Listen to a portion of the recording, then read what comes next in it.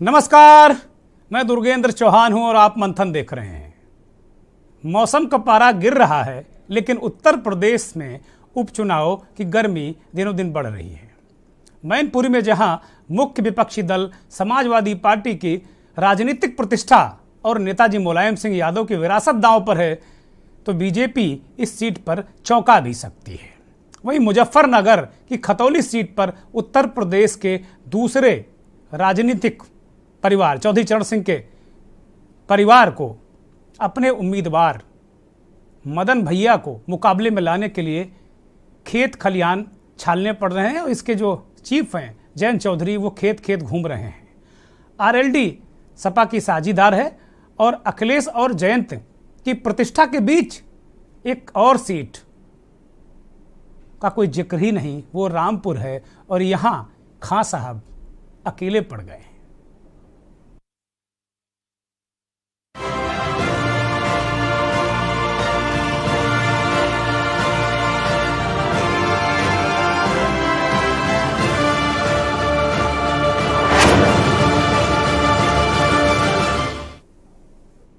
बात मैनपुरी की सबसे पहले करते हैं। यहां भारतीय जनता पार्टी अपने शक्ति केंद्रों के जरिए चुनावी रण फतेह करने की मैनपुरी को प्रयोगशाला बना रही है। हालांकि पहले भी बीजेपी शक्ति केंद्रों के जरिए बूथों और अपने कार्यकर्ताओं को एक्टिव कर रही है, लेकिन पुनर्गठन के बाद ये पहला मौका है जब इसे गहराई से जांचा परखा जाएगा। कुल मिलाकर वास्तव में शक्ति केंद्र एक बड़ी भूमिका क्या भारतीय जनता पार्टी को शक्ति देने में अदा करेंगे?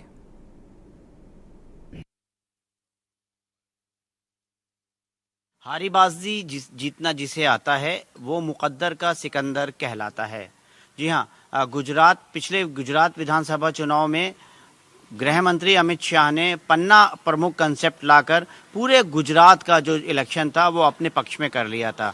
ठीक इसी तरीके से मुलायम सिंह यादव के अभेद दुर्ग में सेंध लगाने के लिए भारतीय जनता पार्टी ने एक शक्ति केंद्र कंसेप्ट को जो है वो मैनपुरी उपचुनाव में लॉन्च किया है। और निश्चित तौर पर हम इस वक्त एक भोगांव विधानसभा में शक्ति केंद्र पर हैं और शक्ति केंद्र के जरिए जो है भारतीय जनता पार्टी जो है वो जीत की इबारत लिखना चाहती है। और ये शक्ति केंद्र कहीं ना कहीं एक बहुत बड़ा जो है वो चुनाव में कारा के हथियार बनने जा रहा है। ये साफ हो गया है क्योंकि हम एक बहुत सुदूर इलाके में हैं। यहाँ पर भोगांव विधानसभा का एक बहुत सुदूर इलाका है जहाँ पर एक शक्ति केंद्र है और शक्ति केंद्र में इस शक्ति केंद्र के जो संचालक महोदय हैं वो हमारे साथ हैं, विधायक जी हैं, पूर्व विधायक हैं ये, और इनसे बात करेंगे और जानने की कोशिश करेंगे एक्सक्लूसिव खबर के लिए। सर, क्या है ये शक्ति केंद्र? ये शक्ति केंद्र पर हम लोगों ने बनाए हैं। इन पर हमारे 5 बूथ लगेंगे।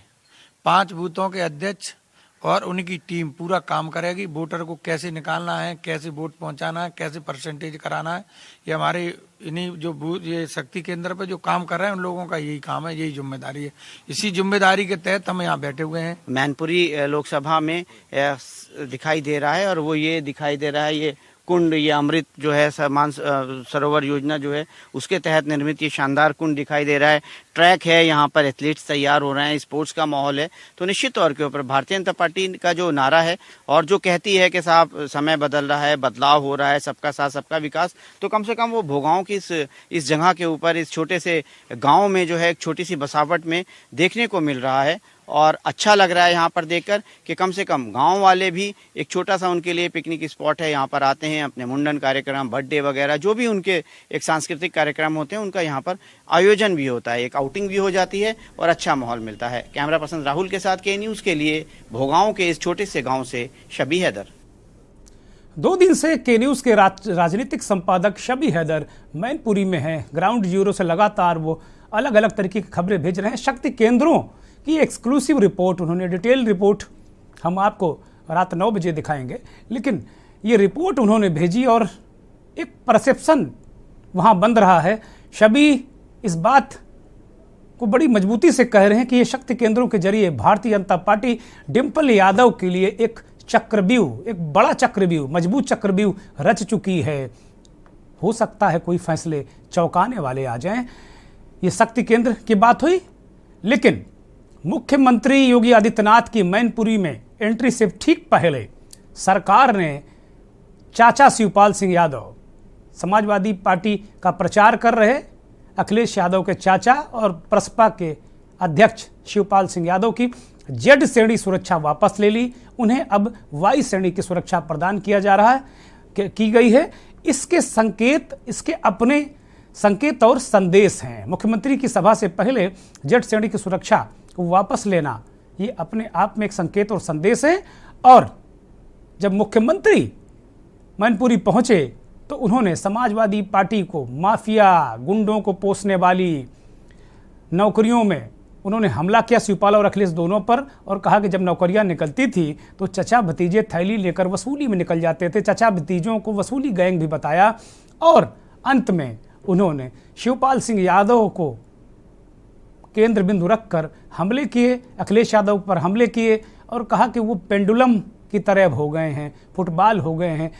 योगी आदित्यनाथ ने वो दृश्य भी याद दिलाया जब नेताजी अखिलेश के साथ रथ पर यात्रा कर रहे थे मैनपुरी के 2022 के चुनाव में, तो शिवपाल सिंह यादव को सीट की हत्थे पर बैठने की जगह भी मुश्किल से मिली थी। वो दृश्य भी योगी ने याद दिलाया और उन्होंने इस बात को भी कहा कि अगर यहाँ भारतीय जनता पार्टी की सरकार आप लोग बना देते हैं, माफ़ कीजिएगा, भारतीय जनता पार्टी का उम्मीदवार अगर आप जिता देते हैं तो ये वादा है कि 5 सालों में, आने वाले वक्त में वो मैनपुरी को इतना चमका देंगे, इतना चमका देंगे कि आप लोगों ने सोचा भी नहीं होगा।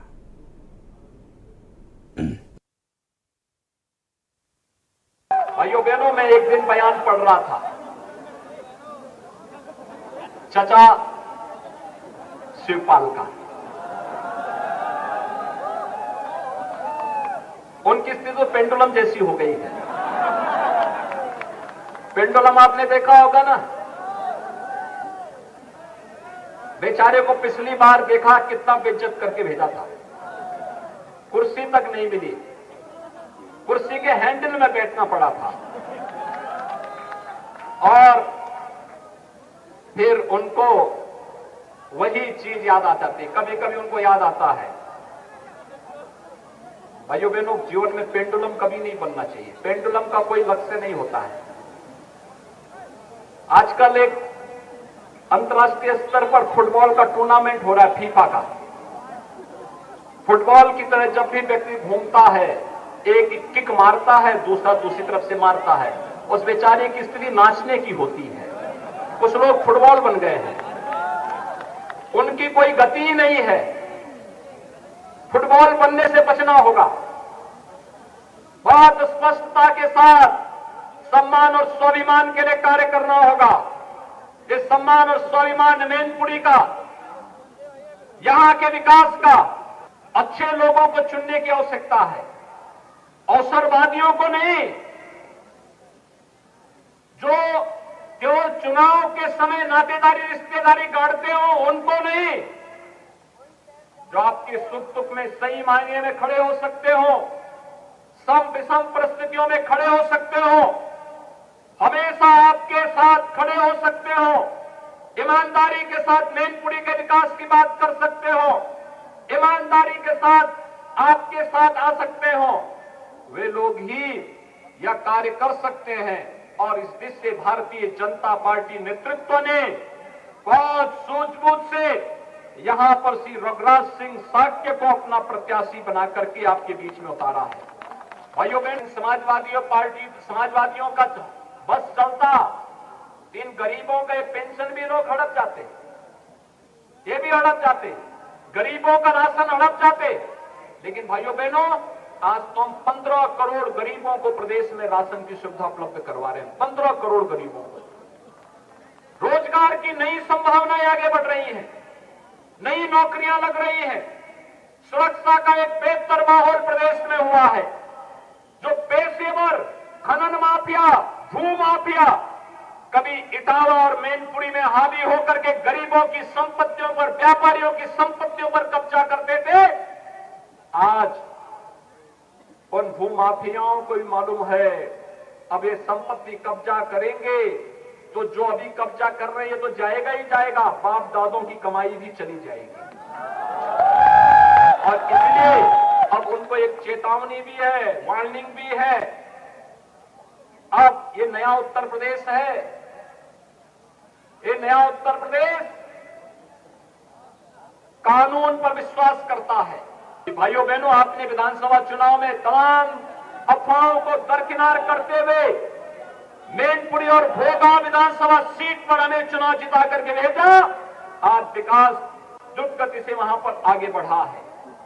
आप यहां पर लोकसभा, मैनपुरी लोकसभा को भारतीय जनता पार्टी की झोली में डालिए और मैं आपको आश्वस्त करने के लिए आया हूं कि भाइयों बहनों, विकास के मामले में भी कोई भेदभाव नहीं होगा। आपको सुरक्षा की गारंटी सरकार देगी। आपके साथ किसी भी प्रकार से कोई आपकी सुरक्षा में सेंध नहीं लगा सकता, और अगर लगाएगा तो ब्याज सहित फिर उसको चुकता करने के लिए भी तैयार रहना पड़ेगा। दिलचस्प बात यह रही कि योगी आदित्यनाथ ने अपने पूरे संबोधन में, चुनावी सभाओं में डिंपल यादव का नाम शायद ही अदा कदा लिया हो, हमने सुना नहीं। डिंपल यादव का नाम भी नहीं लिया। अखिलेश यादव को ये जरूर कहा कि वो थैलियाँ वो चचा निकल पड़ते थे वसूली में। ये भी कहा कि भाई जो राशन खा जाते थे मैनपुरी वालों का, उनको पाला पोसा सपा ने। और योगी ने यह भी कहा कि अगर भाजपा की सरकार नहीं होती तो आपको कोरोना काल में ना राशन मिलता, ना पेंशन मिलती, ये भी ये लोग खा जाते। विकास की गंगा बहाने का और सुरक्षा की गारंटी, विकास की गारंटी का वादा मैनपुरी में देकर गए हैं अखिलेश यादव के खिलाफ योगी आदित्यनाथ, और चेतावनी भी दी कि गुंडे माफियाओं की खैर नहीं है। ये योगी का योगी स्टाइल ऑफ पॉलिटिक्स है और अपने तरीके से वो चीज़ों को करते हैं। लेकिन भारतीय जनता पार्टी, उसके नेता एक बहुत ज़बरदस्त चक्रव्यूह वहाँ रच चुके हैं, और मुझे ये नज़र आ रहा है कि डिंपल यादव के लिए मुश्किलें वहाँ बढ़ती जा रही हैं। इससे पूर्व सुबह अपने चुनावी अभियान पर निकलने से पूर्व समाजवादी पार्टी के मुखिया, पूर्व मुख्यमंत्री अखिलेश यादव मंदिर में दर्शन करने गए और आशीर्वाद भी लिया। इसे एक तरीके से सॉफ्ट हिंदुत्व कहा जा सकता है। अखिलेश यादव की तस्वीरें हमारे साथी दिखा रहे हैं आपको स्क्रीन पर। अखिलेश यादव एक वहाँ स्थानीय मंदिर में है और अपने आप में वहाँ एक संकेत और संदेश है इन तस्वीरों के जरिए। हालांकि ये आस्था का प्रश्न है और कोई मंदिर में जा सकता है, इसके लिए कहीं कोई किसी की इजाज़त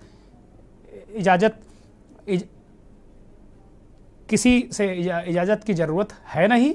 ये अखिलेश यादव की तस्वीर थी। इस बीच हमारे सहयोगी बता रहे हैं कि हमारे राजनीतिक संपादक शबी हैदर, जो इस समय मैनपुरी में हैं, उन्होंने जो योगी आदित्यनाथ ने शिवपाल यादव को पेंडुलम, फुटबॉल और पता नहीं क्या क्या कहा, और सबसे ज़्यादा योगी ने जो तीखा हमला किया वो अखिलेश से ज़्यादा तीखा हमला शिवपाल पर किया। योगी जानते हैं कि अगर शिवपाल अगर राजनीति में कहीं नीचे आ गए तो बड़ी मुश्किल होगी। ये जो सुनिए जरा, बड़ा दिलचस्प है। माहौल जो है वो बदलने लगा है। डिंपल यादव के लिए मार्मिक अपील कर रहे हैं आप, चुनाव जिताने के लिए बात कर रहे हैं आप, तो क्या वाकई में डिंपल यादव ऐतिहासिक जीत की ओर अग्रसर हैं या फंस गए हैं? देखिए, बहुत बड़ी जीत होगी। अब तक के जो समाजवादी पार्टी यहाँ से नेता जी 4 बार सांसद हुए हैं, तो सारे रिकॉर्ड आपकी डिंपल यादव यहाँ से तोड़ेगी और बड़ी जीत होगी। बड़ी जीत होने जा रही है, दावा कर रहे हैं सर। सुरक्षा व्यवस्था आपकी वापस ले ली गई है, ये कह सकते हैं बूहनी है सर ये आपके चुनाव प्रचार की? देखिए, भारतीय जनता पार्टी से मुझे यही अपेक्षा थी। आज मुख्यमंत्री जी थे यहाँ पर, उन्होंने कई तरीके के, यही अपेक्षा थी, और अब डिंपल यादव की जीत का मार्जिन और बढ़ेगा और भारतीय जनता पार्टी की हार और बड़ी होगी। और सुरक्षा तो हमारे कार्यकर्ता करेंगे और हमारी जनता करेगी। बिल्कुल सर। रघुराज शाक के भारतीय जनता पार्टी के उम्मीदवार हैं, किस तौर पर देख रहे हैं सर आप उनको? इसका नाम मत लो, मत लो, हम कुछ नहीं कहेंगे इसमें, सब जानते हैं यहाँ। आपकी नर्सरी का में सब जानते हैं ना जी, आपकी नर्सरी का सिखाया हुआ लीडर है और आप ही के खिलाफ इलेक्शन लड़ रहे हैं। अब इसके बारे में अब 9 तारीख के बाद पूछना जी। आज मुख्यमंत्री योगी आदित्यनाथ मैनपुरी में थे और उन्होंने बहुत तरीके की जो हैं वो बातें की, आरोप लगाए समाजवादी पार्टी के ऊपर, समाजवादी पार्टी के नेताओं के ऊपर, आपके ऊपर भी उन्होंने कुछ कहा है, तो क्या कुछ आप कहना चाहेंगे, मुनासिब समझेंगे आप? क्या कहा मुझे पता नहीं। कहा कि शिवपाल जी कभी इधर हो जाते हैं, कभी उधर हो जाते हैं। अभी मेरे ये जानकारी नहीं है, लेकिन थोड़ा सा मैंने देखा था ना, थोड़ा सा मैंने देखा था कि फुटबॉल इधर से उधर, तो मैंने कहा फुटबॉल जब इधर से उधर जब हो जाती है तो सीधा गोल भी हो जाता है कभी कभी। तो निश्चित तौर पर मैनपुरी में गोल होने जा रहा है सर। मैनपुरी में गोल हो जाएगा। डिम्पल यादव कितने वोटों से चुनाव जीतेंगी, कुछ आपका एस्टीमेट, कुछ आंकलन? कम से कम 3 लाख से जीतेगी डिम्पल। 3 लाख से डिम्पल यादव चुनाव जीतेंगी। और शिवपाल यादव लगातार मेहनत कर रहे हैं, पसीना बहा रहे हैं और बहुत ज़्यादा जनसभाएं कर रहे हैं और जन समर्थन भी उनको मिलता हुआ दिखाई दे रहा है। मैनपुरी से कैमरा पर्सन राहुल के साथ के न्यूज़ के लिए शबी हैदर। क्या बात है, हमारे राजनीतिक संपादक शबी हैदर ने आखिरकार, शिवपाल सिंह यादव लगातार मीडिया से बच रहे थे जब से अखिलेश यादव उनसे मिले थे। के न्यूज़ पर आपने ये सबसे पहला इंटरव्यू, परिवार में चचा भतीजे के बीच सुलह के बाद ये सबसे पहला इंटरव्यू था, इलेक्ट्रॉनिक मीडिया के सबसे पहला इंटरव्यू आपने के न्यूज़ पर देखा। हमारे राजनीतिक संपादक शबी हैदर ने ये साक्षात्कार लिया और शिवपाल ने कहा कि मैंने थोड़ा बहुत सुना है, देखा है, जब फुटबॉल इधर उधर होता है ना तो सीधे गोल पोस्ट में जाता है। वो कहने कि हम ना पेंडुलम हैं और ना फुटबॉल हैं। अगर वो फुटबॉल मार रहे हैं कि इधर से उधर जब ड्रिबलिंग होती है ना तो वो सीधे गोल पोस्ट में जाता है। वो कह रहे हैं कि डिम्पल यादव की जीत 3 लाख से होगी। मुकाबला बेहद दिलचस्प है। बात खतौली की भी कर लेते हैं। जयंत चौधरी लगातार अपने प्रत्याशी के लिए, जो आरएलडी और सपा गठबंधन का प्रत्याशी है मदन भैया, उनका माहौल बनाने के, उनकी जीत के लिए खेत खलिहान छान रहे हैं और पगड़ी उनकी दांव पर है।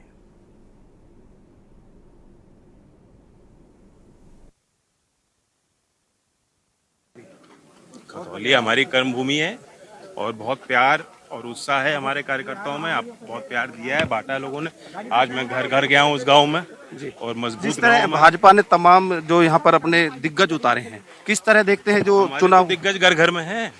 हमारा हर कार्यकर्ता दिग्गज है, समझदार है, होशियार है और उनकी जो बात होंगी उनकी काट ढूंढेगा। क्या लगता है आपको कि खतौली जो चुनाव है कितने अंतर रहेगा, किस तरह? मैं वो सब आकाशवाणी मैं नहीं करता। धन्यवाद। ये थे हमारे साथ राष्ट्रीय लोकदल के अध्यक्ष जयंत चौधरी, जिन्होंने कहा है कि 2024 में अग्निवीर का मुद्दा होगा और खतौली विधानसभा को लेकर पूरी तरह से अस्वस्थ है। हालांकि जब जीत के अंतर की बात की गई तो उन्होंने कहा कि मुझे कोई भविष्यवाणी नहीं करनी है, लेकिन जनता अपना मत से इसका जवाब देगी। जयवीर मावी, के न्यूज, खतौली। हमारे सहयोगी जयवीर मावी ने भी खतौली में जयंत चौधरी को पकड़ लिया। वो खेत खलिहान गांव गली घूम रहे हैं अपने प्रत्याशी की इज्जत प्रतिष्ठा, और चौधरी परिवार की साख भी बेहद महत्वपूर्ण है पश्चिमी उत्तर प्रदेश में, क्योंकि उस परिवार से चौधरी चरण सिंह, चौधरी अजीत सिंह राजनीति किया करते हैं। तीसरी पीढ़ी राजनीति में है और चौधरी खानदान का काफ़ी मान सम्मान भी है पश्चिमी उत्तर प्रदेश में। लगातार हमने तीनों, रामपुर की बात बताई आपको, मैनपुरी की बात बताई और खतौली की। वास्तव में बड़ा प्रतिष्ठापूर्ण ये उपचुनाव हो गया है। मंथन शुरू करते हैं, मेहमानों का परिचय कराते हैं। मैनपुरी से बहुत ही वरिष्ठ पत्रकार और राजनीति को बहुत अच्छे से जानने वाले प्रदीप चौहान साहब हमारे साथ जुड़े हैं। चौहान साहब, बहुत स्वागत, बहुत अभिनंदन और बहुत आभार के न्यूज़ को वक्त देने के लिए। देश के जाने माने राजनीतिक संपादक, विश्लेषक बिलाल सब्जवारी साहब हमारे साथ जुड़े हैं। बिलाल भाई, बहुत स्वागत, बहुत धन्यवाद। दिल्ली से बिलाल भाई हमारे साथ जुड़े हैं। जयवीर मावी हमारे संवाददाता खतौली से जुड़ेंगे। समाजवादी पार्टी के वरिष्ठ नेता एएच हाशमी साहब हमारे साथ मैनपुरी से जुड़े हैं। हाशमी साहब, बहुत स्वागत। और भारतीय जनता पार्टी के प्रवक्ता ज्ञानेश्वर जी दिल्ली से हमारे साथ जुड़े हैं। बहुत स्वागत, बहुत धन्यवाद। और मैनपुरी में लगातार हमारे पॉलिटिकल एडिटर शबी हैदर मौजूद हैं। अभी वो शिवपाल से बातचीत कर रहे थे, थोड़ी देर में शबी हैदर भी हमारे साथ जुड़ेंगे। मेरा पहला सवाल प्रदीप चौहान साहब से। चौहान साहब, आप वर्षों से पत्रकारिता को कर रहे हैं। मैनपुरी और आसपास का जो पूरा वो बेल्ट है, यादव लैंड है, और पूरा एक तरीके से जो पश्चिम से टच होता इलाका, आप उसको देखते हैं और समाजवादी पार्टी की राजनीति को, उनकी दांव पेच को अच्छी तरह समझते हैं। क्या बीजेपी ने डिंपल के लिए बहुत तगड़ा चक्रव्यूह वहां रच दिया है, प्रदीप चौहान? बिल्कुल सही है दुर्गेन्द्र चौहान जी, इसमें कोई दो राय नहीं है। भाजपा ने इस बार इतना बड़ा चक्रव्यूह रच दिया है जो कि पूरी सपा अचंभित ही नहीं रह गई है, बल्कि इससे आप अनुमान लगा सकते हैं कि जिस तरह मुलायम सिंह यादव जी चुनाव पिछले लड़ते रहे हैं, उदय प्रताप यादव ने भी चुनाव यहाँ से लड़ा, बलराम सिंह यादव ने भी सपा से लड़ा, लेकिन जितनी कैंपेनिंग इस बार हो रही है, चाहे वो डिंपल यादव हो, चाहे वो धर्मेंद्र यादव हो, चाहे वो तेज प्रताप यादव हो, चाहे स्वयं पूर्व मुख्यमंत्री अखिलेश यादव हो, कभी इतना सघन दौरा, गांव-गांव जाना, गली गली जाना, घर घर जाना, कभी किसी चुनाव में मैंने इतने पत्रकारिता जीवन में कभी नहीं देखा। सपा के प्रत्याशी के लिए इतनी मेहनत पहली बार हो रही है। तो ये इसका सीधा सा संकेत तो यही जाता है कि भाजपा ने इस चुनाव को इतना ज्यादा हाई फाई भी कर दिया है एक तरीके से, और अपने सारे मंत्री, अपने विधायक, अपने बड़े नेता, हर जात का नेता मैनपुरी में है, चाहे वो सपा का हो चाहे भाजपा का। लेकिन अगर हम पिछले चुनावों पे दृष्टिपात करें, खासकर से संसदीय क्षेत्र का, तो इतनी मेहनत कभी सपा को नहीं करनी पड़ी। तो इससे जायज सी बात है कि एक ऐसा चक्रव्यूह रच गया है कि जिसमें सपा बहुत ही हैरान है, परेशान है, और उन्हें इस जीत के लिए कड़ी मशक्कत पूरे परिवार को करनी पड़ रही है। और मैं तो ये कहूंगा कि भाजपा इसमें सफल हो गई कि शिवपाल यादव भी उनके साथ जा जुटे। भाजपा की मंशा मुझे लगता है ऐसी थी कि शिवपाल यादव भी परिवार के साथ जा मिले, जिससे यादव वर्सेज अदर का एक संकेत चला जाए, और भाजपा इसमें काफी कुछ कामयाब होती दिख रही है। दुर्गेश जी, बहुत बहुत बहुत बड़ी बात प्रदीप चौहान साहब ने कही। हाशमी साहब, आपने भी बिल्कुल पेस बैटरी लगा दी है, बिल्कुल थोक के भाव नेता समाजवादी पार्टी के वहां पे, पूर्व मुख्यमंत्री जी घर घर जा रहे हैं, परिवार का ऐसा कोई व्यक्ति नहीं। शिवपाल जी एक तरीके से कमान संभाले हुए हैं, जबरदस्त। लेकिन इससे पहले ना आजमगढ़ में देखा, ना रामपुर में लोकसभा चुनाव में देखा, ना उससे पहले कहीं इतनी जबरदस्त मेहनत। क्या बहु चुनाव लड़ रही इसलिए मसला है, या सपा की प्रतिष्ठा सपा को खतरे में लग रही है, या डर कहीं सता रहा कि भारतीय जनता पार्टी कोई बड़ा उलटफेर न कर दे? क्योंकि अभी हमारे सहयोगी शबी हैदर ने शक्ति केंद्र की एक रिपोर्ट अभी सौंपी थी हमें, उसको हमने दिखाया भी है कि शक्ति केंद्र किस तरीके से वहां काम कर रहे हैं। हाशमी साहब, सर देखिए, अभी हमारे जो बीजेपी के प्रवक्ता हैं, पत्रकार भी हैं माशाल्लाह, उन्होंने जो बात बताई, उन्होंने खुद इस बात को एडमिट कर लिया कि यहाँ जिस तरह से जो कैंपेन हो रही है, पहले हाशमी साहब थोड़ा सा टोकूंगा, मैं बीजेपी का प्रवक्ता नहीं हूँ, ये बात आप दिमाग से निकाल दीजिए। नहीं हाशमी साहब, वो प्रवक्ता नहीं है, बिल्कुल प्रवक्ता नहीं, प्रवक्ता जुड़े हुए हैं, प्रवक्ता से जवाब लेंगे। अभी दिल्ली से जुड़े हैं ज्ञानेश्वर द्विवेदी, वो आजकल एमसीडी चुनाव में है, मैनपुरी छोड़ के वहाँ एमसीडी में लगे हुए हैं, उनको लेंगे। ये प्रदीप चौहान पत्रकारिता ही करते हैं जी। तो यही किया था ना। अब मुझे अपनी बात कह लेने दीजिए, अब बीच में बाद में टोक दीजिएगा, पूरी बात कह लेने दीजिए। बोलिए। देखिए, हमारे चौहान साहब हमारे बहुत अच्छे दोस्त हैं, इन्होंने जो कहा बिल्कुल ठीक बात है। ऐसा कैंपेन पहले कभी नहीं किया गया, ये इसमें कोई दो राय नहीं है। माननीय मुलायम सिंह जी मैनपुरी से चुनाव लड़ते थे, और माननीय मुलायम सिंह जी समाजवादी पार्टी के सबसे बड़े नेता थे। वो कभी नहीं आते थे, वो उनके आए बगैर ही जो है यह सीट जीती जाती थी। एक आध बार कभी आ जाया करते थे, बाकी सारे लोग जो पार्टी के लोग हैं वही कैंपेन करते थे। लेकिन जिस तरह से जो बीजेपी ने, अभी आपने खुद कहा कि जो बीजेपी षड्यंत्र रच रही है, उसका एक नमूना ये भी है कि बीजेपी कैंपेन नहीं कर रही, और बीजेपी सिर्फ अधिकारियों से वोट मांग रही है। इसका मतलब क्या निकलता है? अधिकारियों से वोट मांग रही है, पुलिस से वोट मांग रही है, जिला प्रशासन से वोट मांग रही है, कैंपेन नहीं कर रही। हमें जनता का वोट चाहिए, जनता वोट देगी, और जनता वोट ये तमाम आपने भी, मैं इतनी देर से आपकी न्यूज देख रहा था कि मैनपुरी के बारे में जो षड्यंत्र बीजेपी रच रही है, उसमें कभी कामयाब नहीं होगी। मैनपुरी समाजवादी पार्टी का गढ़ था, है और हमेशा रहेगा। और जहां तक बात इसकी है कि आपने अभी कहा कि अभी जो शिवपाल सिंह जी के बारे में दिखाया गया कि सब Z+ उनकी वापस ले ली गई।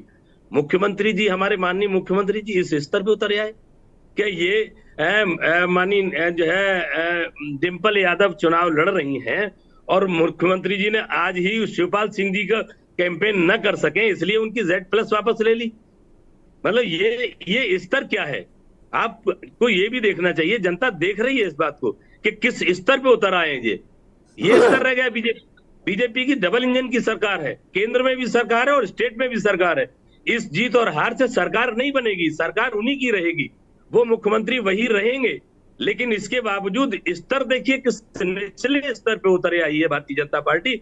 और जहां तक बात यह है, मुख्यमंत्री जी ने अभी जो शब्दावली इस्तेमाल की है कि पेंडुलम है, फुटबॉल है, ये एक मुख्यमंत्री को सेवा नहीं देता। मैं ये कहूंगा वो मुख्यमंत्री हैं, माननीय हैं, हम उनका बहुत सम्मान करते हैं, उनको ये बात जेबा नहीं देती।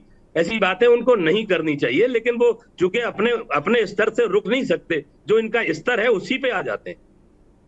और ठीक बात है, ठीक बात है। समाजवादी पार्टी का गढ़ है, हमेशा से जीतती रही है। और हाशमी साहब, एक ब्रेक का इशारा हो रहा है, एक ब्रेक लूंगा और जब ब्रेक के बाद आएंगे तो फिर बाकी भारतीय जनता पार्टी के प्रवक्ता से जवाब लेंगे और हमारे सहयोगी जयवीर मावी भी जुड़े हैं खतौली से, उनसे भी बात करेंगे।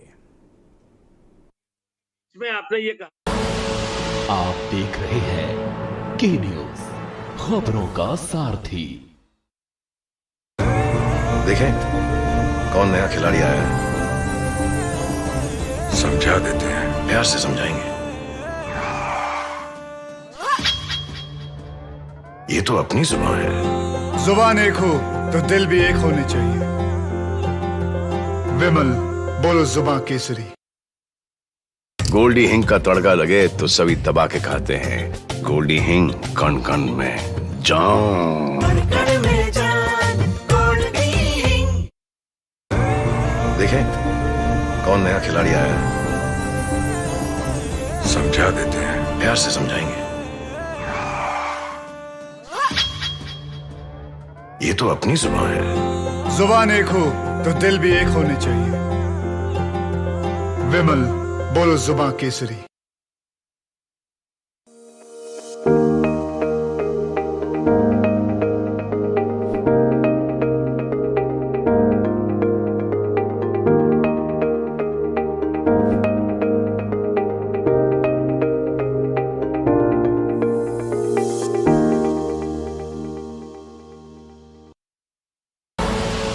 आप देख रहे हैं के न्यूज, खबरों का सारथी।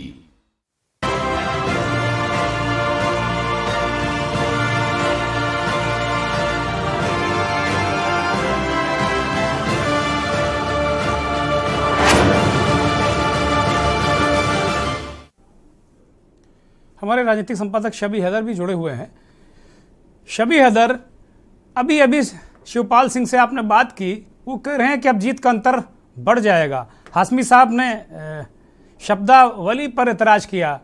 मैनपुरी की जंग को आप लगातार 2-3 दिन से वहाँ ग्राउंड जीरो पे हैं, किस रूप में देख रहे हैं? भारतीय जनता पार्टी बहुत आक्रामक नजर आ रही है, समाजवादी पार्टी के लोग भी अब घर घर जा रहे हैं। योगी ने कहा कि भाई ये चुनाव विरासत और परिवार का नहीं, ये जनता का चुनाव है। सभी शबी हैदर, मुझे लगता है संपर्क टूट गया है। भारतीय जनता पार्टी के प्रवक्ता ज्ञानेश्वर जी हमारे साथ जुड़े हैं। ज्ञानेश्वर जी, हाशमी साहब कह रहे हैं कि भाई ये शब्दावली ठीक नहीं है, एक मुख्यमंत्री स्टेचर का व्यक्ति, ठीक है चुनाव लड़िए, अच्छी बात है। शिवपाल भी बहुत वरिष्ठ नेता है, पेंडुलम फुटबॉल ये जानबूझकर, क्योंकि हमने आज देखा कि डिम्पल यादव का नाम मुख्यमंत्री ने नहीं लिया, अखिलेश यादव को कम ही लिया, ये कहा कि चचा भतीजे थैली लेकर निकल पड़ते थे वसूली करने। लेकिन पेंडुलम फुटबॉल फीफा बहुत सारी बातें कहीं, आज निशाना शिवपाल थे, क्यों? ज्ञानेश्वर जी भाई साहब, ऐसा है, मैं शुरू से आपको बताता हूँ, माननीय मुलायम सिंह यादव जी नेता थे और माननीय मुलायम सिंह जी के आधार पे समाजवादी पार्टी थी। उन्होंने समाजवादी पार्टी के कार्यकर्ताओं ने कहीं एक चेहरा देखा उनके लड़के में, उनको पाने का प्रयास किया जो संभव नहीं हो पाया। अब क्या है कि लोग अब ऊब चुके हैं, जो लोग सक्षम नहीं है वो लोग दावा करते हैं नेताजी के उस पे अधिकार पे, उनके विरासत होने के नाते विरासत पे। ये समस्या है और इसकी वजह से जनता भी अब ऊब गई है। जनता भी अब नेताजी, समाजवादी पार्टी के प्रवक्ता जी कह रहे थे कि नेताजी आते नहीं थे, पर्चा भर देते थे और हम लोग चुनाव जीत जाते थे। नेताजी का उतना सम्मान था, नेताजी लोगों के लिए उतना करते थे। इनके पास अब कोई नहीं रह गया है जो जनता के दिलों में बसता हो, जो जनता के दिलों में राज करता हो। ऐसे लोग अब समाजवादी पार्टी में नहीं रह गए। अब समाजवादी पार्टी में और पेंडुलम, माननीय मुख्यमंत्री जी ने कहा तो इसमें क्या बुरा कह दिया आप? पेंडुलम किसने बनाया? पेंडुलम अखिलेश यादव ने बनाया था। कहिए, वो तो अखिलेश यादव ने जो शिवपाल जी के साथ किया वो माननीय मुख्यमंत्री जी ने कहा। बनाया किसने था पेंडुलम? अब इस बात पे समाजवादी पार्टी को एतराज हो जो कल तक उसी चाचा को पानी पी पी के गरिया रहे थे, आज उनको एतराज है। अभी पत्रकार साहब ने कुछ सच्ची बात बताई तो इन्होंने कहा कि भारतीय जनता पार्टी के प्रवक्ता हैं। नहीं, ये तो फितरत है, ये तो फितरत है। जब आपके खिलाफ बात होगी तो आप कहोगे कि भाई आप कांग्रेस के प्रवक्ता हो। ये तो राजनीति की फितरत है। हम पत्रकार अब आदी हो गए सुनने के लिए, उसको तो भूले जाओ आप। हम लोग तैयार हैं सब सुनने के लिए, कोई दिक्कत नहीं। प्रदीप चौहान, बिलाल सुजवारी, दुर्गेंद्र चौहान सब सुनने को तैयार हैं। बढ़िया, आगे बोलिए। सही बात कह देगा, जो सही बात कह देगा वो जो है भारतीय जनता पार्टी का कार्यकर्ता और प्रवक्ता हो जाएगा।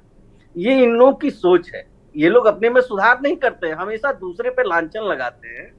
और इस बार मैनपुरी के लोग भारतीय जनता पार्टी को माननीय नरेंद्र मोदी जी के नाम पे, योगी जी के नाम पे, ज्ञानेश्वर जी आपने मैनपुरी के लिए क्या किया भाई? जितना मुलायम सिंह ने किया। अगर उनकी बहू चुनाव लड़ रही हैं, आप केवल राशन पे दावा कर रहे हैं कि भाई राशन दिया, कोरोना में इंजेक्शन लगवाया, इस पे चुनाव जीत जाएंगे क्या वहां पे आप?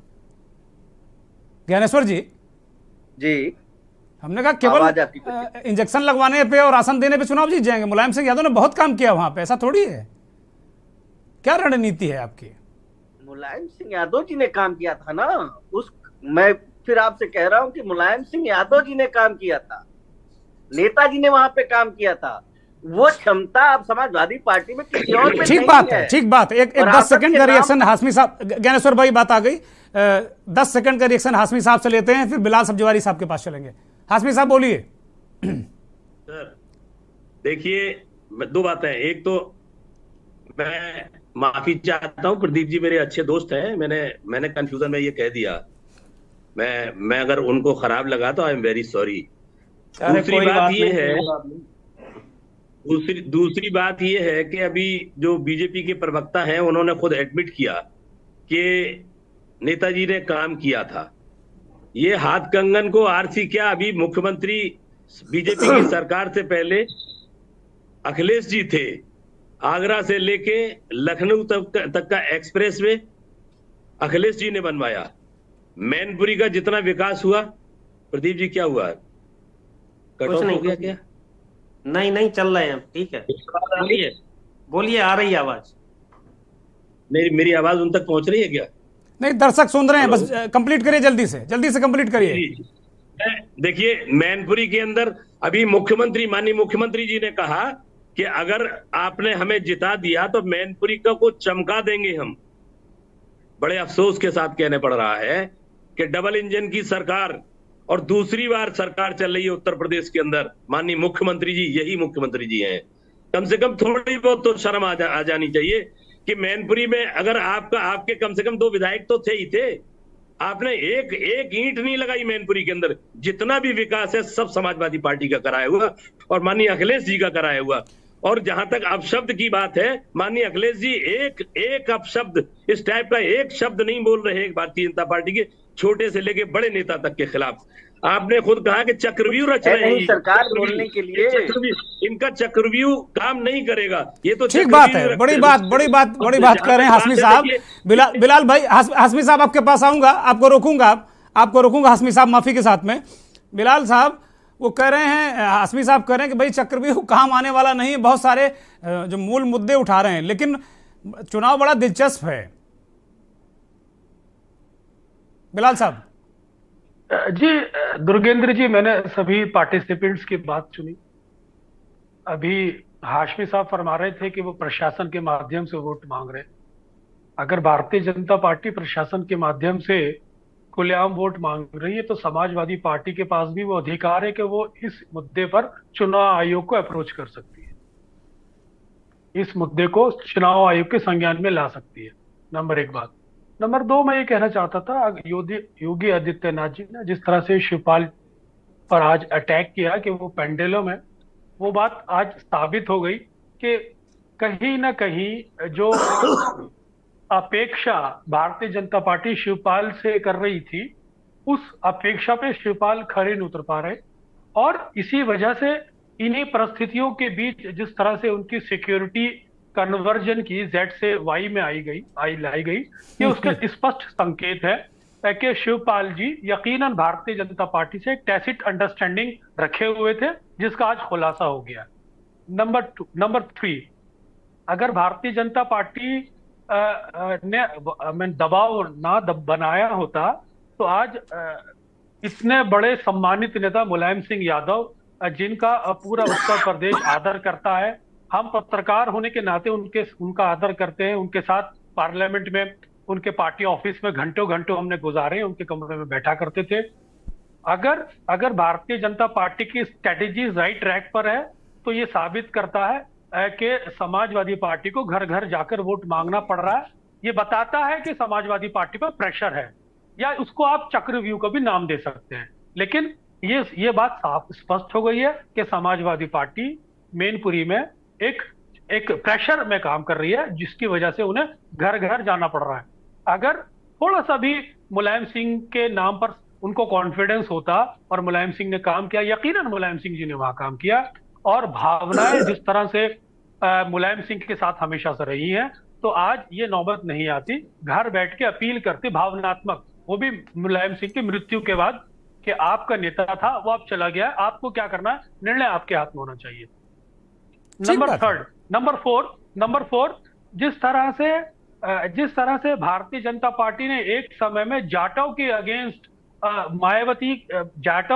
मायावती को आइसोलेट किया था, इसी स्ट्रेटेजी पर वो मैनपुरी के अंदर यादव के अगेंस्ट सारे बैकवर्ड को आइसोलेट कर रही है, जिसके साथ ही साथ उसे बहुजन समाजवादी पार्टी का साइलेंट वोट बैंक भी पड़ सकता है। तो कुल मिलाकर समाजवादी पर दबाव है। समाजवादी पार्टी इस चक्रव्यूह से कैसे निकलती है, उनके रणनीतिकार इसको स्पष्ट रूप से बता सकते हैं, या आने वाला वक्त बताए।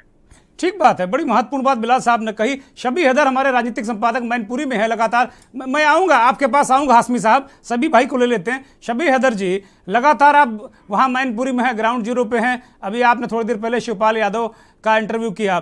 तमाम नेताओं की शारीरिक भाषा आप देख रहे हैं, समझ रहे हैं, उनके चेहरे की लकीरों को पढ़ रहे हैं, चाहे बीजेपी के नेता हों, चाहे समाजवादी पार्टी के नेता हों, मुख्यमंत्री को भी आपने आज सुना देखा, और अखिलेश यादव को भी, डिम्पल यादव को भी, राम गोपाल को भी, शिवपाल को भी। शबी भाई, बिलाल साहब कह रहे हैं कि एक बहुत बड़े जो अंडरस्टैंडिंग चल रही, तो उसका पर्दाफाश मुख्यमंत्री ने आज किया सभा में, पेंडुलम बताकर। पेंडुलम भाई मान लो एक तरफ से अखिलेश ने मारा तो दूसरी तरफ से दूसरा कौन सा तरफ है, ये बड़ी महत्वपूर्ण बात कही। और वो कहें कि समाजवादी पार्टी बहुत प्रेशर में है वहां पर। आपने जो खबर भेजी उस पर एक तरीके से उसके इर्द गिर्द ही बिलाल साहब कह रहे हैं कि प्रेशर में है, चक्रव्यूह भारी है। निश्चित तौर पर सर, देखिए जब आप ग्राउंड पर आएंगे और देखेंगे यहाँ का माहौल, भारतीय जनता पार्टी की रणनीति, 40 मंत्री कम से कम ऐसे हैं जिनकी ड्यूटी मैनपुरी लोकसभा चुनाव में लगाई गई।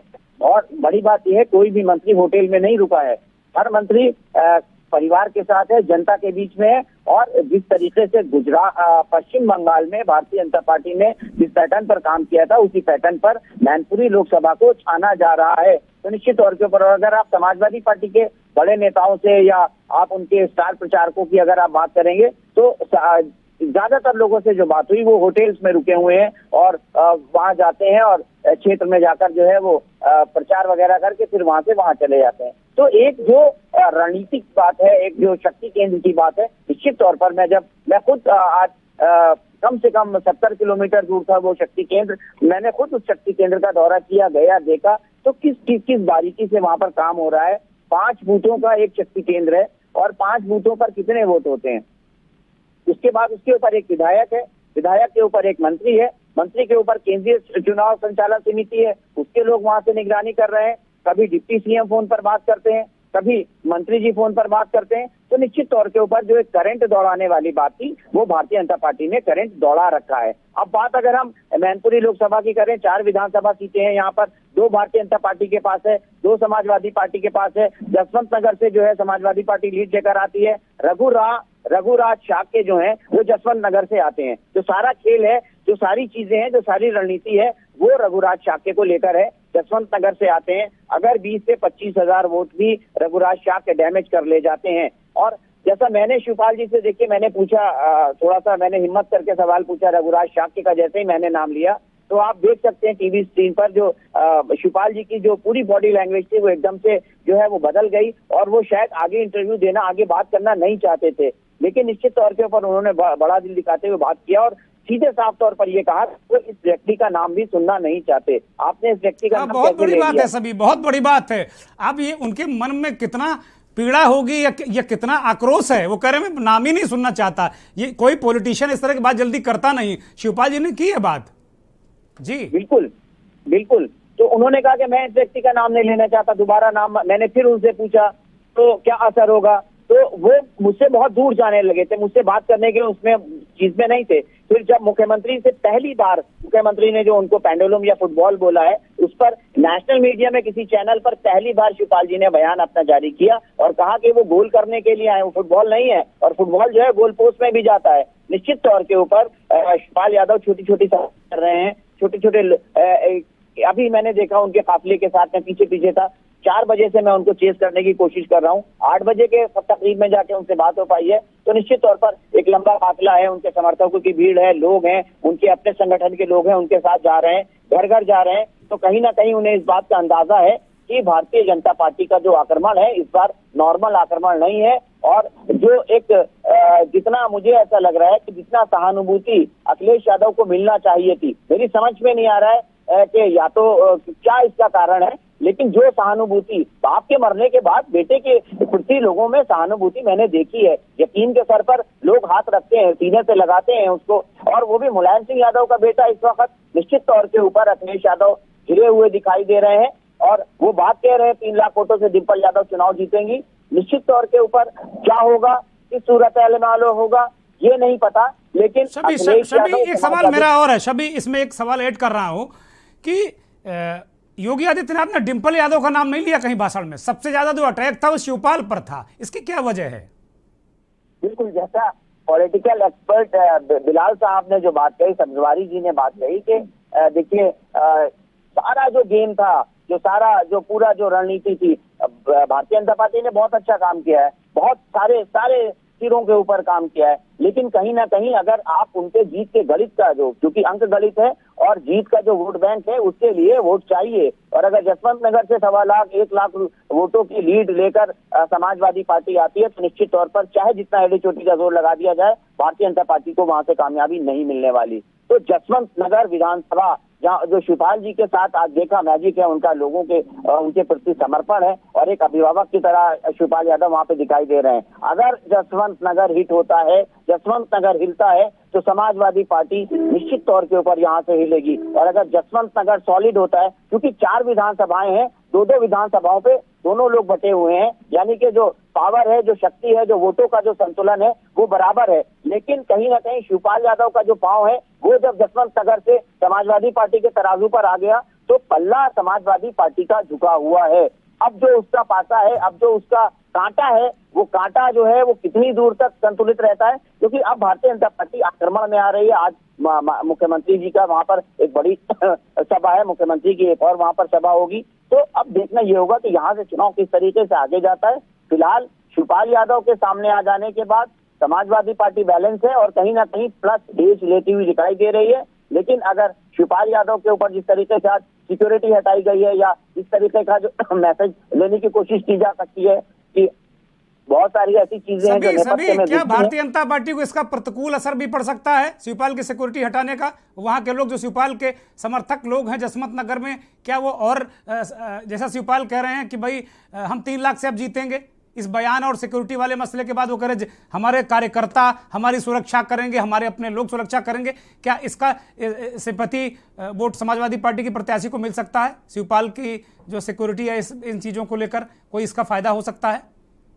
बिल्कुल, ये देखने वाली बात होगी कि इस सिक्योरिटी के मुद्दे को समाजवादी पार्टी के लोग किस तरीके से जनता के बीच में ले जाते हैं। राजनीति में माइनस माइनस प्लस होता है और निश्चित तौर के ऊपर अगर ऐसा लगेगा और ये मैसेज देने में समाजवादी पार्टी के लोग कामयाब होंगे कि नहीं देखिए शिवपाल जी पे अटैक हो रहा है हमें, क्योंकि जो भाषणों से ऐसा लग रहा है जिस तरीके से फोर्स की बात की जा रही है और समाजवादी पार्टी के मंच से जितने भी भाषण दिए जा रहे हैं वो यही दिए जा रहे हैं कि डरना नहीं है, समाजवादी पार्टी के लोग निकल कर वोट करेंगे, ये करेंगे वो करेंगे। तो कहीं ना कहीं अगर ये जो चुनाव है ये जिस तरीके से जमीन पर दिखाई दे रहा है कि यादव और गैर यादववाद के बाद जो जिस रणनीति को अंजाम देने की कोशिश की जा रही है उसमें कहीं ना कहीं अगर ऐसा होता है तो समाजवादी पार्टी जो है वो प्लस होती दिखाई देगी। उसके साथ सहानुभूति मिलेगी और सहानुभूति फैक्टर है, सहानुभूति लोगों की उनके साथ है, लेकिन वो सहानुभूति अभी जो पब्लिक प्लेटफॉर्म्स हैं या जो बातचीत है वो कहीं ऐसी होती हुई दिखाई नहीं दे रही है। शायद उसका कारण ये हो सकता है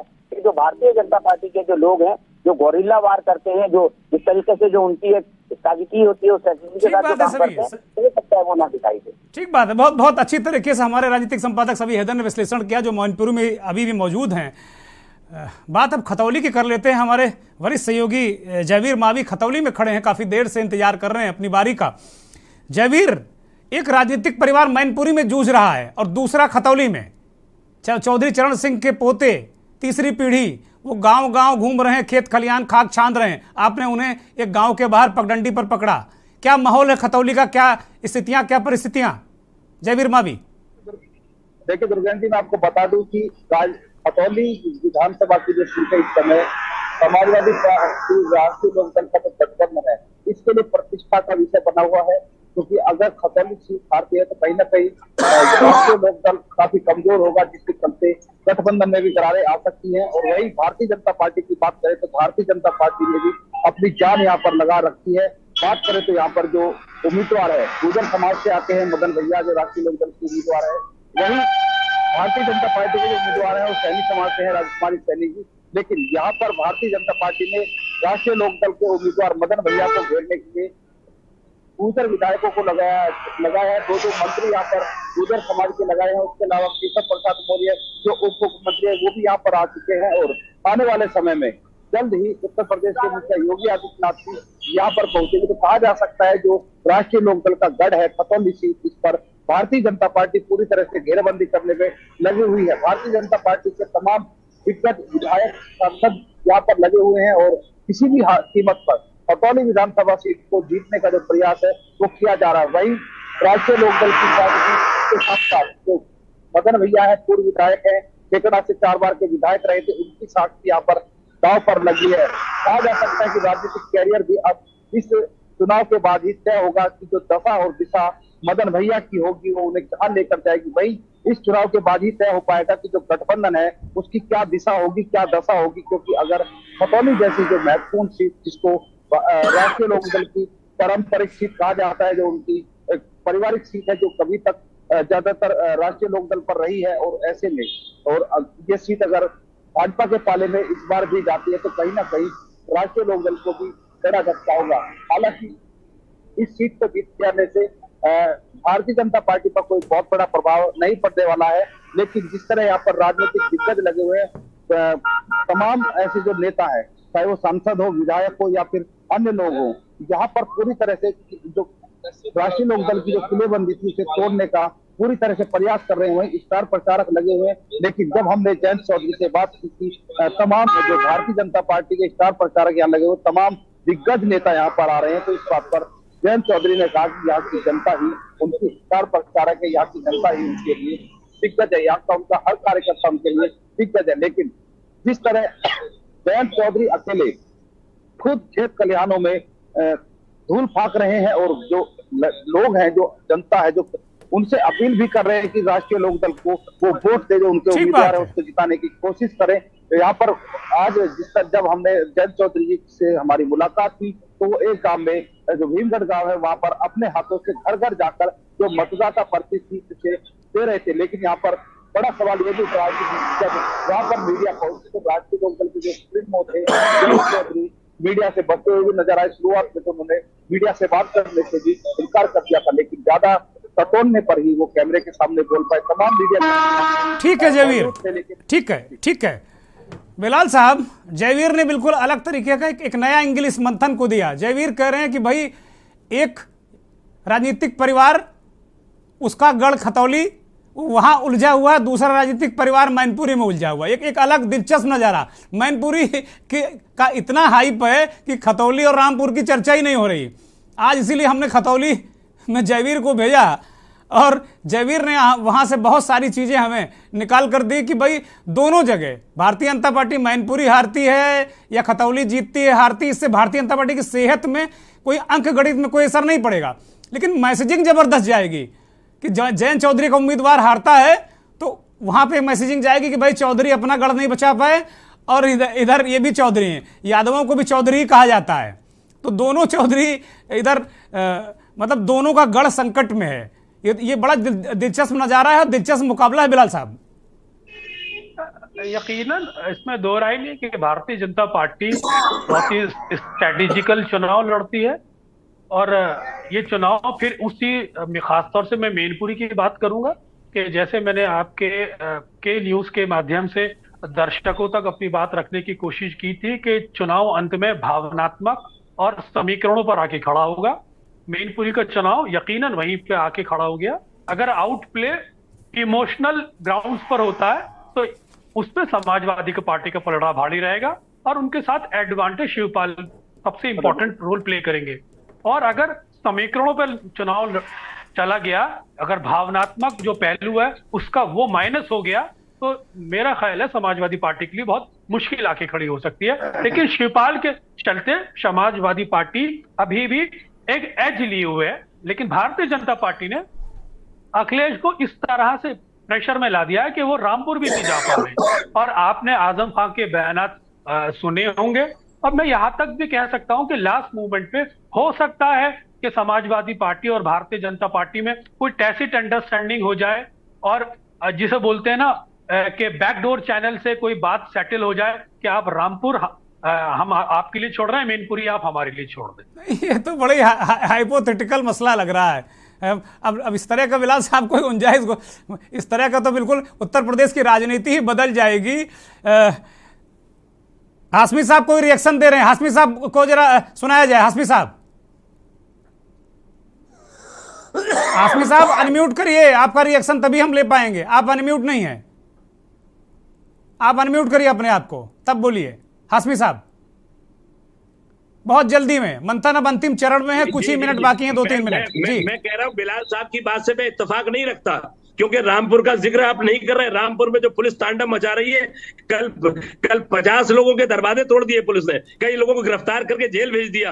ये प्रेशर यहाँ बनाना चाहती है। आप ये कह रहे हैं कि समाजवादी पार्टी प्रेशर में, गलतफहमी के शिकार है आप। हम जनता तक पहुंच रहे हैं, जनता हमको वोट देगी। उन्होंने एक काम नहीं किया। रामपुर का जिक्र हमने किया, शुरू में किया कि भाई आजम साहब अकेले पड़ गए हैं वहां, वो कह रहे हैं मेरा उत्पीड़न हो रहा, मैंने जिक्र किया।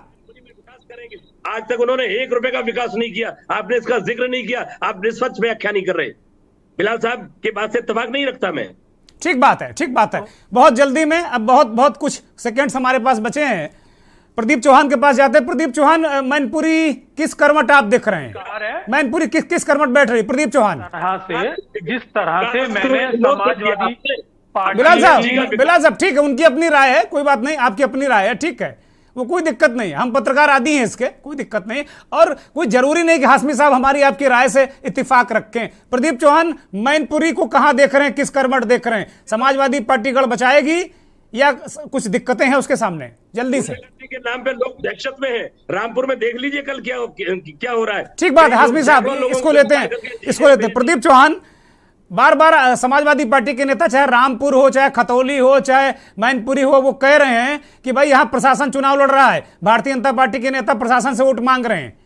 तो मैनपुरी को आप कहां देख पा रहे हैं? क्या स्थिति है मैनपुरी की, बहुत चंद शब्दों में? प्रदीप चौहान कहना चाहता हूं, हेलो, मैं एक बात और कहना चाहता हूं। हमारे बीजेपी के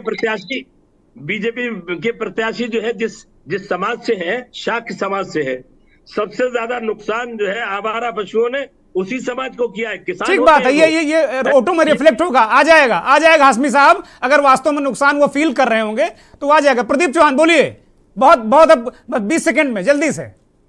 दुर्गेश जी देखिए कि मैं तो काफी चुनाव देख चुका हूं। मैं ये जानता हूं कि मुलायम सिंह यादव वास्तव में जमीनी नेता थे और यही कारण रहा कि मुलायम सिंह को केवल नामांकन के लिए आना होता था। और वो उसका कारण सीधा सीधा ये था कि अगर वो सभा भी करते थे तो मंच पे काफी ऊंचाई से लोगों की भीड़ में वो चेहरे तलाश लेते थे, उतनी दूर से देख लेते थे, उनके नाम लेके माइक से बोला करते थे कि ये फला गांव के बैठे हैं, इनके साथ मैंने ये किया, उनके घर पे मैंने रोटी खाई या उनके साथ इटावा में मैं पढ़ा। तो एक सीधा सा जुड़ाव था और उसमें जातवाद से उठकर मुलायम सिंह जी को वोट हमेशा मिला। उन्हें छत्री भी बहुतायत में मिला, उन्हें ब्राह्मण भी बहुतायत में मिला और शाक्य तो लगभग 70 से 75% हमेशा मिला। लेकिन इस बार जो है स्थितियां बदल गई हैं। पिछले चुनाव में भी बदली थी। प्रेम सिंह शाक्य ने शाक्य वोट कम से कम मैं समझता हूं 45 से 50% तक लिया था, तभी वो 4 लाख की सीमा पार कर पाए। इस बार स्थितियां और बदली हुई हैं, क्योंकि रघुराज शाक्य जो है 2 बार सांसद रह चुके हैं, निकटवर्ती इटावा से रहे हैं, 1 बार विधायक रह चुके हैं। तो शाक्य समाज निकटवर्ती होने के कारण उनसे जुड़ा हुआ है। और जैसा कि रिपोर्टें मिल रही हैं, इस बार शाक्य वोट जो है सपा से खिसक रहा है और यही वजह है कि हलचल तेज इसीलिए सपा के अंदर है क्योंकि उनका कोर जो वोटर था शाक्य समाज का, जिसकी बदौलत जो जाति समीकरण मैनपुरी में बनता है, यादव, मुस्लिम और शाक्य, ये मिलके जो है सब पर भारी पड़ते थे। बहुत बड़ी बात। बहुत शुक्रिया प्रदीप चौहान, बहुत शुक्रिया हाशमी साहब, बहुत शुक्रिया जयवीर मावी, बिलाल सजवरी साहब, बहुत शुक्रिया ज्ञानेश्वर भाई, बहुत शुक्रिया सभी, हैदर कभी बहुत बहुत शुक्रिया। बहुत पते की बात कही है प्रदीप चौहान, बहुत ही वरिष्ठ पत्रकार हैं मैनपुरी के, वो बहुत सारे चुनाव देखा है उन्होंने। वो कह रहे हैं कि पिछली बार शाक्य समाज काफी कुछ वोट भारतीय जनता पार्टी ने तोड़ दिया था, इस बार थोड़ी स्थिति और भी नजर आ रही है। अगर वास्तव में ग्राउंड लेवल पर ये चीजें इसी तरीके की रही तो समाजवादी पार्टी के लिए मुश्किल है। जो हमारे पॉलिटिकल एडिटर सभी हैदर ने रिपोर्ट भेजी कि शक्ति केंद्र से भारतीय जनता पार्टी शक्ति हासिल करने की कोशिश कर रही है, मैनपुरी में उलटफेर करने की कोशिश कर रही है, वो काफ़ी जमीन पर धरातल पर उतरता नजर आ रहा है। बड़े उलटफेर की संभावना या आशंका से इनकार किया नहीं जा सकता। वक्त चलते चलते में बात भारत जोड़ो यात्रा की। ये यात्रा मध्य प्रदेश में चल रही है। राहुल गांधी किसानों से मिले और उनकी समस्याओं को जाना, समझा, उनकी नब्ज टटोली। पूरी जब से यात्रा ये कन्याकुमारी से शुरू हुई है तब से राहुल गांधी शायद ही कोई प्रांत, कोई जिला, कोई कस्बा हो जहां वो किसानों की बात ना सुनते हों, किसानों से मिलते ना हो, उनकी समस्याओं को जानते ना हो। ये तस्वीर देखिए और मुझे इजाज़त दीजिए। बहुत बहुत धन्यवाद। नमस्कार।